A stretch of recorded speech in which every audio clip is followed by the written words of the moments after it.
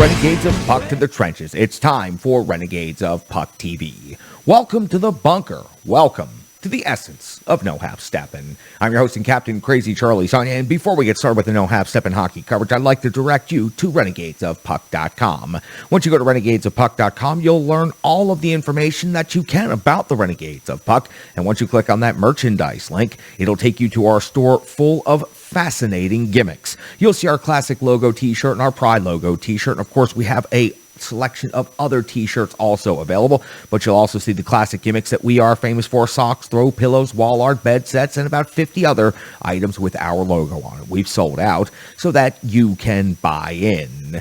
We need your help on social media, Renegades of Puck, so we sure would appreciate if you would go to YouTube and give us a subscription. Once you see the Renegades of Puck TV episodes posted there on YouTube, we would appreciate if you would take those links and share them on all of the different and various social media platforms that are out there. You can find the Renegades of Puck on Facebook, so give us a like on Facebook and share that link throughout your Facebook feed. You can also find us on Twitter, and the Renegades of Puck are all interactive on Twitter, so make sure you're checking us out at Renegades of Puck. We are on Instagram, so check out our exclusive content there on Instagram, and if you prefer the audio-only podcast version of the show, you can find that on SoundCloud, available the same time that Renegades of Puck TV releases on YouTube. If you would prefer our behind-the-scenes live stream, and we have been doing an incredible job building that community up and getting better all the time at it. We do behind the scenes, we do live streaming, and that all happens on Twitch. We sure would appreciate if you would follow us along over there at Renegades of Puck. We can interact with you as the show is being recorded, and we also take you from start to finish on a recording of Renegades of Puck TV. It's a fascinating look. It's a behind the scenes look, and no, it's not pretty. It's real broadcasting. You can become a partner of the Renegades of Puck by going to Venmo and searching Renegades of Puck, or just scan the QR code that's currently on your screen. Any donation goes a long way to help the Renegades of Puck, and we sure would appreciate your help. Stick taps, love, and respect to each and every one of you who have taken the time and sent us over a donation. We sure do appreciate it. Now, I know that you hear from the No Half Step in Hockey coverage, so let me deliver the goods to you. Time for operation number 635 for the Renegades of Puck. That's right, show number 635. And on this date in hockey history, we are coming towards the conclusion of yet another NHL season. As the Nashville Predators currently find themselves in fourth place in the Central Division, they played 73 games on the season. They have a record of 42-26-5. 89 points, has them 7 points back of both second and third place St. Louis and Minnesota. 21 points behind the Colorado Avalanche. They are 1 point ahead of the Dallas Stars and 8 points ahead of the Winnipeg Jets. Now, the Central Division race is becoming less critical, and the wild card race is becoming way more important now that we are down to under 10 games to go in the season. Now, the Nashville Predators, it is highly unlikely that they are going to catch either St. Louis or Minnesota and displace them for the automatic qualifying bid from the Central Division in the 2-3 matchup. So we are going to start to shift our focus more towards the wild card, where the Nashville Predators are currently sitting in the number one wild card spot, 89 points and 9 games remaining. The Dallas Stars are at 88 points and 9 games remaining. The Vegas Golden Knights are at 85 points and 7 games remaining, and Vancouver is still alive at 82 points. They do have 10 games remaining, so we will continue updating these numbers. Brian Boston will be in later for the magic numbers concerning the playoff races for the Nashville Predators. The Preds' next game will take place on home ice, as will the next couple after that, in the middle of a big homestand right here at the end of the season. So the Nashville Predators, once they wrap up this game against the Edmonton Oilers, they will host the Chicago Blackhawks on Saturday, the St. Louis Blues on Sunday, and they'll wrap up the homestand against the Calgary Flames before heading off on the 23rd to Tampa Bay to face off against the Lightning, and then the 24th back home against the Minnesota Wild. Now, I mentioned the Oilers are the Nashville Predators' next opponent, so let's talk about the regular season series between the Preds and the Oilers. This will be the third and final meeting of the regular season. The Preds have yet to secure a victory against the Oilers this season, but they were able to pick up a point. Let me recap that season series now. On November the 3rd, it was Edmonton 5 and the Nashville Predators 2 in Edmonton. It was Connor Ingram getting the start and taking the loss, 25 out of 29. Matt Duchene had a goal and assist. Draisaitl always kills the Preds, 2 goals goals and assists in that game. On the 27th of January is when these two teams would meet again. It would be in Edmonton again, and the Oilers would win again. But this time, it would take place in a shootout, giving the Nashville Predators a point. And as we know right now in the season, every single one of the points is of critical importance. Duchesne and Forsberg had your goals for the Preds. UC Saros took the loss in the shootout, but 44 out of 46 in this game. Before we get into the matchup between these two teams, let me update you on the Nashville Predators injury situation. We saw Mark Borowiecki back in the lineup tonight, and we see McCarron is still listed as week to week. Now, let's talk about the Nashville Predators opponent in this game, the Edmonton Oilers, who after so long, the Nashville Predators had incredible success against the Edmonton Oilers. The tide has certainly turned now and has swung back in favor of Edmonton. They have a record of 42-26-6. 90 points is good for second in the Pacific Division. That is, of course, an automatic qualifying spot in the Western Conference playoff bracket. On the road, the Edmonton Oilers are 19-14-5, and they have a goal differential of plus 25. Let's take a look at their most recent stretch of hockey, which includes 4 road games. We go back to April 3rd, a 6-1 win at Anaheim. They followed that up on the 5th with a 2-1 overtime win at San Jose. On the 7th of April, a 3-2 win at the LA Kings. On the 9th of April, a 2-1 shootout loss versus Colorado. And their most recent game was a 5-1 loss in Minnesota. Koskinen got the start and took the loss 18 out of 23 in this game. Now, taking a look inside the matchup between these two teams and the NHL rankings, the Edmonton Oilers lead in goals for 3.41 per game. That is 7th overall in the NHL. The Preds are 12th in the NHL with a respectable 3.22 in goals against. The Predators are ahead in this metric. 2.85 is 12th best in the NHL. Goals against for the Oilers, 3.16 is 21st. When it comes to shots on goal, the Edmonton Oilers are 9th overall in the NHL, 33.8 per game, while the Nashville Predators are generating 29.8 per game on net. That is 23rd. Shots against. We've seen the Nashville Predators really move up in this metric in recent games because of the low shot total that they've been keeping their opponents to, but still the Oilers are ahead in this category, 17th overall in the NHL to the Preds 18th. And on the special teams, it is no surprise to see that the Edmonton Oilers have the 4th best power play in the NHL, 25.6% conversion rate, 55 out of 215 opportunities, but the Nashville Predators are just slightly behind the Oilers, the 7th best power play in the NHL, converting at 24.1%, or breaking that down to a fraction, 54 out of 224 opportunities. When it comes to the penalty kill, the Nashville Predators do have the better penalty kill unit, rated 13th in the NHL. They have given up 49 power play goals against. The Oilers have the 20th rated penalty kill. They have given up 50 power play goals against. And we know that each and every team in the NHL is full of high-skilled individuals, so I always love to give you the top scorers from each team. But the Edmonton Oilers have more special players than most NHL teams, and it always is going to start with McDavid and Draisaitl. McDavid's at 42-66 for 108 points. Draisaitl now at 51-51 for 102. Hyman's at 24 goals and 25 assists for 49 points. Nugent Hopkins 10 goals and 34 assists for 44 points, and Bouchard's at 10-28 for 38 in net. Koskinen's 25-11-4, a 902 save percentage, a 3.09 goals against average. Taking a look at the stats on the Nashville Predators side of the ledger, the captain Roman Josi has been held pointless now for a couple of games. 19 goals and 68 assists for 87 points. Matt Duchesne is at 38 goals and 37 assists for 75 points. Philip Forsberg is at 38 goals and 34 assists for 72 points. Johansson 23-24 for 57. Granlund 9-44 for 53. UC Saros in net after tonight's game, his 36th victory of the regular season. Now 36-22-3, a 922 save percentage, and a 2.50 goals against average. For the Nashville Predators, it took them until overtime to finally beat the San Jose Sharks. We'll have full game recap coming up here in just a moment, but they have their destiny well within their control, and the Nashville Predators just simply need to play better than the Vegas Golden Knights over the final 9 games of the season. Remember, the Nashville Predators and the Dallas Stars are currently in a position spot. The Nashville Predators are not competing with the Dallas Stars for the final playoff spot, as some people seem to be making the discussion about. The Nashville Predators and the Dallas Stars are both trying to hold off the Vegas Golden Knights. Now, for the Nashville Predators, many feel it would be optimal for the Predators to finish in 7th, which would get you a first-round series against the Calgary Flames. If you finish in 8th, you're getting a first-round series against the Colorado Avalanche. I don't know if either of those ways of getting playoff poison is better than the other. But for the Nashville Predators and their fan base, I think getting into the playoffs is simply the most important thing.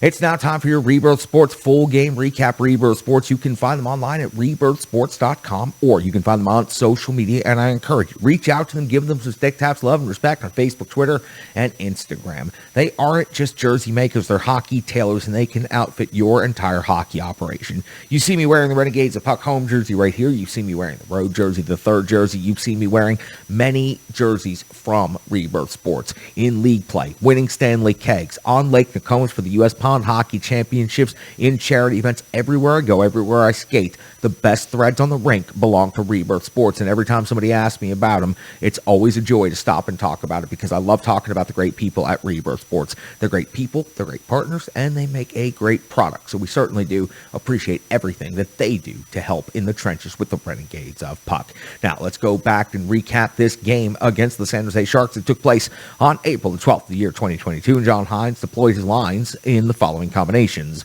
Forsberg, Johansson, and Tomasino are your first line for the evening. Tobin and Granlund and Duchesne, Trenton, Sissons, and Janot, Cousins, Cunnin, and Luff, Yossi and Fabro, Ekholm and Carrier, Borowiecki, and Luzon. Good to see Borowiecki back in the lineup after taking that cross-check from Malkin. We will follow up and go back and revisit that during the analysis portion in the next segment. Luzon is his defensive partner for the evening, and UC Saros gets the start in net on home ice. We're 2:03 into the game, and there's Borowiecki out there. He's fighting Vial. They're off to the box 5 minutes each, and just incredible to see, considering the dental work and the dental damage and the facial injury that Borowiecki faced in the last game against the Penguins just Sunday afternoon. To see him out there throwing knuckles again, right here on his first shift of the game, pretty incredible to see. 8:03 of the first period, Tomasino is stopped on the doorstep by Kokkonen. At 11:05, Forsberg's backhand stopped by Kokkonen. At 11:17, Borowiecki's back off to the box, 2 minutes for tripping, plus he gets a penalty, 2 minutes for roughing. Hurdle also off the box, 2 minutes for roughing. So this leads to a power play for the San Jose Sharks. This was pretty difficult to see how the referees worked this one out, but it's how they worked it out. UC Saros comes up with one big save. The Nashville Predators escape the danger. 14:21 of the first period. Brett Burns goes to the box, 2 minutes for tripping on Forsberg. We see Kokkonen come up with a save on Forsberg, and then we see at 16:55 UC Saros come up with a save on Nieto's long shot. We see Kokkonen save on Duchesne's from the slot. In 19:24, Meyer off to the box, 2 minutes for high sticking plus 2 minutes for roughing. Dante Fabro also off to the box, 2 minutes for roughing. We do hit the end of the intermission with the Nashville Predators out shooting the San Jose Sharks 11-5. Carryover of a minute and 42 seconds into the second period on the clean sheet, but it's just sloppy for the Nashville Predators, and they're only able to generate one shot on goal on the entirety of the power play. At 3:23, Kokkonen's back to work again, a save on Trenton's jam attempt. 3:33, Saros comes up with a save on Bonino, plus the follow-up attempt by Nieto. 5:51, Saros, a save on Baltzer's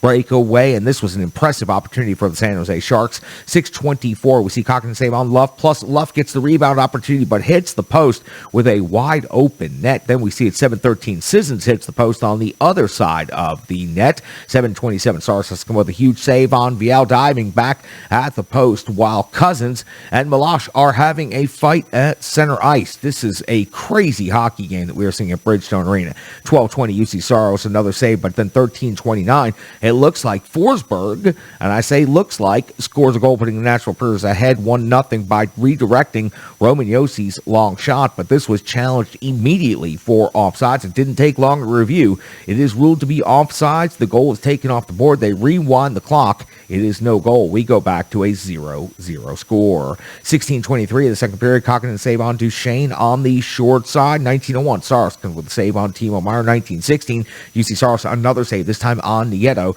The Preds are doubling up the San Jose Sharks in shots on goal, 26-13 at the end of the second period. We go into the third period, and we are going to continue to see the goaltenders just continue to go to work. Luff's got a jam attempt at 2:51 that's got stopped. Then at 5:21, Yossi's got a long shot stopped. And it's plenty of shots on goal for the Nashville Predators. As a matter of fact, they're starting to pile up shots here on goal in the third period, but they're all coming from the outside, coming from the perimeter, and there is very little traffic in front, and there are no rebounds. At 10:04, we continue to see the San Jose netminder put up a strong game with another big save on Yossi. At 14:03, UC Saros comes up with a save on Gregor, and we play this thing out all the way to the end of regulation. The Nashville Preds would end up generating 40 shots on goal in regulation to San Jose's 22. UC Saros did come up strong when needed. 106 into the overtime, UC Saros is battling and coming up huge right here with a save on Hurdle's breakaway. He goes into the full splits. Highly impressive. Can't wait for Nostradamus to break this one down for me. At 2:17 in the overtime session, UC Saros comes up with a save on Burns off of the rush, and then we see Ryan Johansson finish this game off. It was off of the D and into the net. Matthias Ekholm takes the puck out of the zone, circles back in, and he cuts to the net after handing the puck off to Johansson, looking for the return feed, and he was wide open on the back door, but the pass never gets through. It goes off the defenseman into the net. The Nashville Predators come away with a 1-0 victory in this game on home ice. Highly impressive for the Nashville Predators. They were able to hang around for a full 60 minutes, and they were able to get one by the netminder for the San Jose Sharks. Good job by Ryan Johansson right there. Great job by Matthias Ekholm. We'll talk a little bit more about that goal since it is the only big play of the game other than the goaltending matchup. Nostradamus will handle that coming up here in just a second. For the Nashville Predators, two incredibly critical points at this time of the season, and they continue now leading in the number one wild card spot, which frankly is all that matters at this time of year. 9 games to go for the Nashville Predators. UC Saros was 25 out of 26 in this game, and in the overtime session, that incredible breakaway save, another breakaway save during regulation, and long stretches without any action, but UC Saros remained strong, focused, and his edge work and everything remained perfectly intact throughout this game. I want to hear exactly what starting goaltender of the Renegades of Puck has to say about that performance tonight. You can find him on Twitter at GreekGoalie35. You can watch him right here on Renegades of Puck TV. He is the one and only Nostradamus. Thank you very much, Charlie. Finally, we have something up my alley, a goaltender's duel. I will take it, and I'll also take the W. Thank you very much, San Jose Sharks. The Preds get the season sweep over San Jose, 1-0 in overtime. UC Saros, 25 saves, shutout, his 18th of his career. Fantastic performance by him. Yes, only 25 saves, but the key times and the saves he made, the save in overtime, especially against somebody of the caliber of Thomas Hurdle, he makes a fantastic move.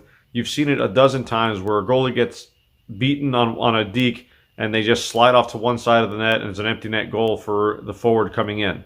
UC Saros does bite initially on the fake. However, he has the presence and the edge work, and we've talked about this for years now with UC Saros. He has the best edge work in the National Hockey League in net. He goes to his left. He's able to get his skate down and dig in and go back to his right, explodes out, gets his right pad down. Not only does he get his right pad there, but it was very clearly it was there. It wasn't like it was a toe save. He got it almost shin high on his right pad there, and he had the presence to keep his pad along the ice to make sure that any rebound attempt by Hurdle or any other Sharks forward that was coming in to try to jam that puck in, he kept it down, would not let them get it into the back of the net and get the victory for San Jose. Just marvelous performance by Saros when he needed. He had other breakaway saves during regulation as well. It was one of those games where you almost expect some sort of fluky goal, something bad to happen. With as many chances the Preds had, the disallowed goal, of course, a couple of posts as well on top of that. But they were able to persevere and get the victory. And hats off to Kaapo Kähkönen on the other side. You would have never guessed this guy has lost 10 straight starts in there. He played very confident. Yes, he gave up some rebounds. Could the Preds have played a little bit better in front of him, made life a little bit more difficult? Absolutely, they could have done that. However, Kähkönen gave his team a chance to win, despite the fact this team obviously is going down the tubes right now, just trying to finish out the last couple of weeks of the season before they go home at the beginning of May. But again, Kähkönen, the trade from Minnesota to San Jose, much better performance by him than we've seen since that trade deadline acquisition by San Jose. Next up for the Preds, a difficult game against the Edmonton Oilers, who just got thumped by Minnesota 5-1 on Tuesday night. Remember when the Preds were just absolutely crushing Edmonton night in and night out for several years? They had won 13 straight games against the Edmonton Oilers at one point in the last decade.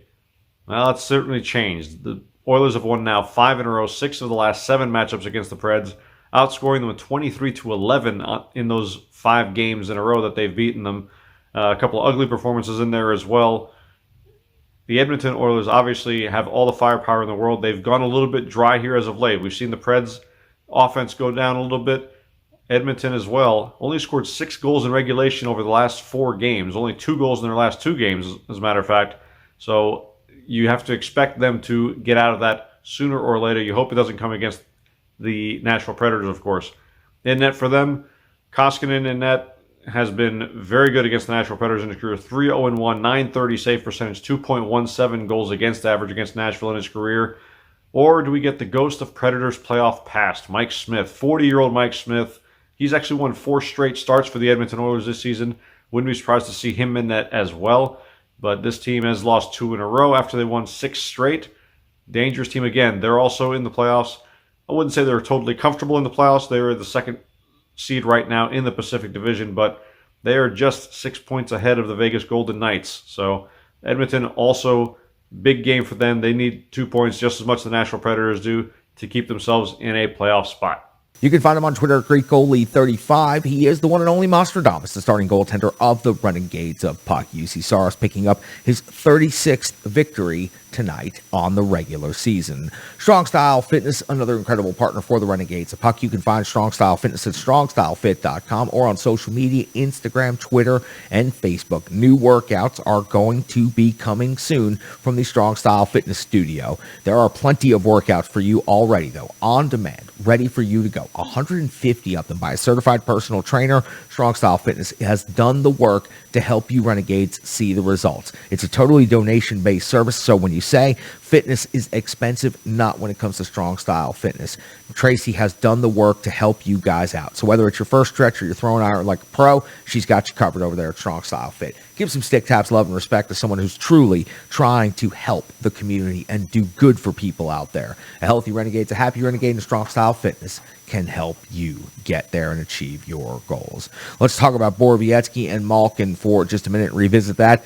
Since the last time we were on the air here at Renegades of Puck TV, the NHL Department of Player Safety actually did suspend Evgeny Malkin for 4 games. I don't understand how in the game it only ended up being a double minor for high sticking when it ended up being a 4-game suspension by the league. That one call alone could have cost the Nashville Predators a point. If Malkin is out of that game on a major penalty, who knows what the Nashville Predators are able to do. But Malkin is suspended for 4 games. Borowiecki returns to the lineup immediately, even though it is reported that he is still needing to get some significant dental work done. And the first thing he does, he drops the gloves 2 minutes into the game. That is the type of player that the fans absolutely love. They are getting behind him, and clearly his teammates absolutely love him. Looking forward to see what he can do in the playoffs this year in a best of 7 with this brand new, tougher Nashville Predators, more consistent lineup. So that was incredible to see out there. And you got to give Johansson credit on the game-winning goal. Yes, he was trying to pass the puck to wide open Mattias Ekholm, and it went in off the defenseman leg and into the net. But Ryan Johansson, good job right here, staying focused, staying in this game, getting the game-winning goal. And, of course, he's going to take that goal, and he should. Mattias Ekholm did a great job. He carries the puck out of the zone. I think that the crowd at Bridgestone Arena was a little bit unhappy with the decision until several seconds later where they saw him swoop back around to the other side of the ice, make a zone entry, and have plenty of time and space for his teammates, set up a play, hand the puck off to Johansson, then go towards the back post, which would have been an easy slam dunk play. Instead, Ryan Johansson banks it in off of the defenseman's leg. Incredible job by the players out there on the ice at this point in time. And for the Nashville Predators, they picked up that second point, and that is what matters the most. Brian Johansson's the only goal in the game. Philip Forsberg is the only assist other than Mattias Ekholm in this game. Now, shots on goal. Roman Josi, 10 shots on goal in this game. You also saw Matt Duchene and Philip Forsberg with 5 apiece. Incredible, the number of shots, the number of shot attempts by the Nashville Predators and by the captain, Roman Josi. When it comes to time on ice leaders, you know the captain, Roman Josi, led the team in total time on ice, 30:07, 30 minutes and 7 seconds of time on ice skated. And when it comes to the forwards, Matt Duchene led the forwards in time on ice, 22:37 in this game. One more partner to tell you about out at Stripe Digital Solutions. Please go to Stripe Digital Solutions and check out StripeDigitalSolutions.com and social media, Facebook, Instagram, and on Twitter. Stripe Digital Solutions helped me design the logo on the wall behind me, helped me design the logo that's on this jersey, helped me build and maintains RenegadesOfPuck.com, and also helps me with my brand building and all of my social media planning. Stripe Digital Solutions understands what it takes to operate in the modern business world. If you're a small business and you want to get out there and you want to be seen and you want to start experiencing the results, you're going to need help to deal with the modern system as it is. That's where Stripe Digital Solutions comes in. Check out what Brandy can do for you today. Go to StripeDigitalSolutions.com and check out more information. Sure do love having them in the trenches with the Renegades Puck. Could not do it without Stripe Digital Solutions. Brian Baston's in the trenches with the Renegades of Puck. He's got an update on the Renegade Analytics, some stats, and of course, he's been tracking the playoff magic number for the Nashville Predators to clinch and qualify for a Western Conference playoff berth. You can find his working on theforecheck.com. You can find him on Twitter at Brian Baston. You can watch him right now on Renegades of Puck TV. Thanks a lot, Charlie. I'm here with the Predators playoff magic number update and your one big stat. Let's start off with the playoff race. Nashville entered the night with 87 points, with Dallas sitting 1 point behind with 86, and Vegas with 84. Vegas, of course, is going to still act as our de facto playoff line because they are the first team sitting just outside the playoff spots. Coming into the evening, that magic number again was 15, so how did that number change with tonight's results? Nashville defeated the San Jose Sharks 1-0 in overtime tonight, and while they didn't pick up that regulation win, which would help in the tiebreakers, they did get the 2 points, so that magic number goes down from 15 to 13. On the other hand, the Las Vegas Golden Knights lost in overtime to Vancouver, which means they only gained 1 point in the standing, but that's one less point that they can get in the standings against Nashville, so Nashville's number goes down again from 13 to 12. And if you want to check that, right now, the Vegas Golden Knights sit at 85 points, and they can currently only get a maximum of 101 points. Nashville right now has 89, so the difference between 89 and 101 is 12 points, which again is your magic number. So again, coming into the rest of this week, there's a lot of important and very important Western Conference matchups during this homestand. So Nashville's going to need every point they can get, especially since Dallas won as well tonight in overtime. Now, for one big stat, this one's not about the Predators game, but I just thought it was interesting.